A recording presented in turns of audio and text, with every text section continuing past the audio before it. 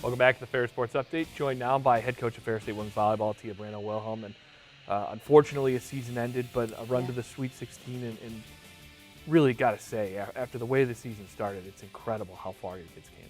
Oh yeah, for sure. I think that would definitely be the highlight of the story of the season. So, we knew we'd start out, in a little bit of rough patch, but we knew that that this group could be special if we really worked hard and that we got challenged early. And yeah, so it worked out like we wanted to, except maybe a little bit further would have obviously been a little bit better. You're in a tough region, and of course, winning the quarterfinal against a really tough Ashland team, a team that you're maybe a little more familiar with than some of the other non-conference opponents. Yeah.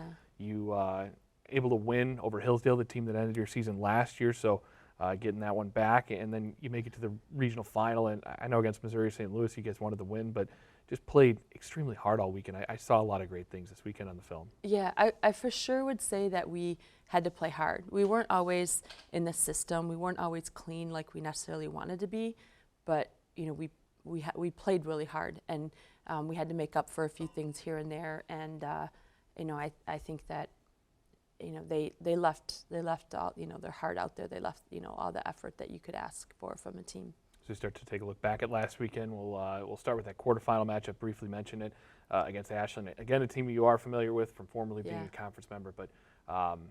But we hadn't played them since they were since the COVID year. So it'd been a little while, and they won their conference this year. Really good volleyball team. We knew that would definitely be a battle. So we were excited to come away with that win.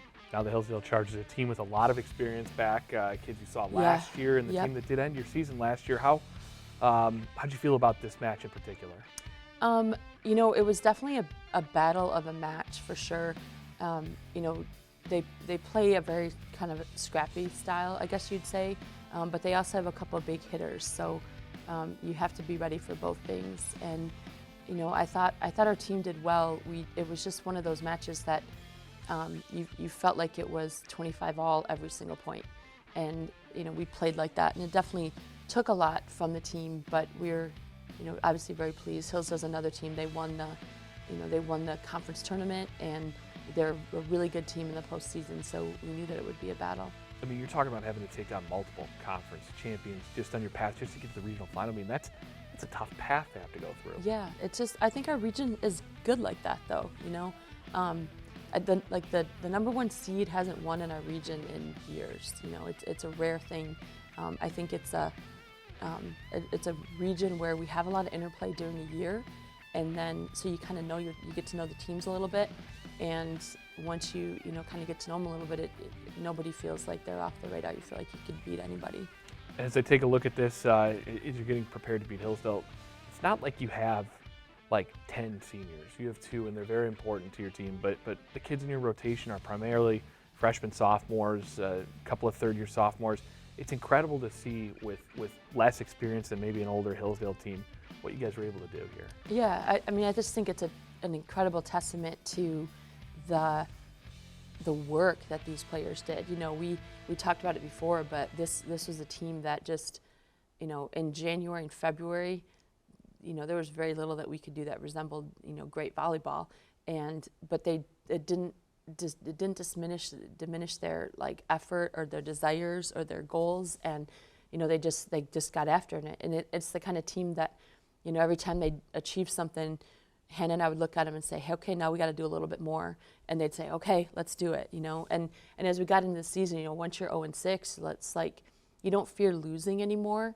You just want to play for pride. You just want to play hard. And we just put our heads down and, got after it. And they got where they could, really implement the systems well, and on offense and defense. And that helped us a lot, where they were confident enough that they could go out there and do the game plan. And they put their heads down and climbed, and at the end of the season you look up and you're like, oh, we're almost at the top of the mountain. It's awesome.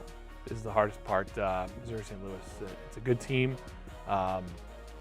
You guys do go up 2-0 in the match, but I mean, it's a tough loss. And how do you even talk to your kids after this? Because your kids work so hard. I mean, that's got to be the hardest part about being a coach. Yeah, I think the hardest part is when you feel like it should have been yours, you know? Like we felt like, as far as a matchup, that Missouri St. Louis had a little bit of advantage if you just look at the stats in certain matchups. Their outside hitters were pretty dominant kind of players.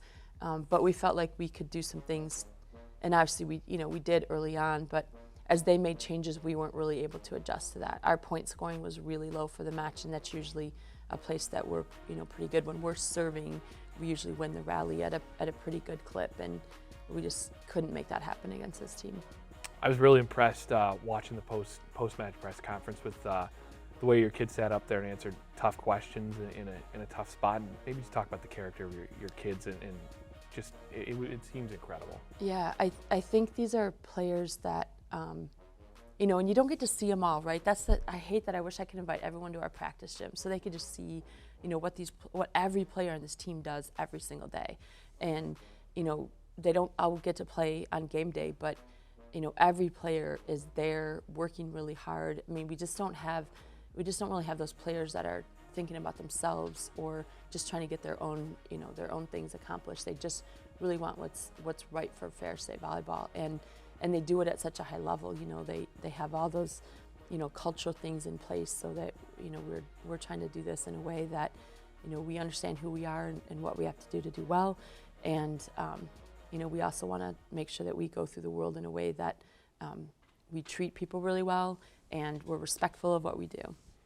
It's hard to look forward maybe this close after the season ends, but give me a couple months. there's a lot of positives on the horizon. You guys are going to have a new home, and a home that's yours finally after a year where you had to share it with two other teams, and a lot of the potential to have a lot of kids back because you had such a young group. Yeah, I mean, hopefully we'll have a lot of kids back. You never know today, but it's definitely going to be a different year. We aren't starting from scratch in January, and we're going to be in our own gym again. Which I know we're really spoiled to have had our own gym in the last 42 years, and we've loved sharing with basketball. It's just really made our teams a lot closer.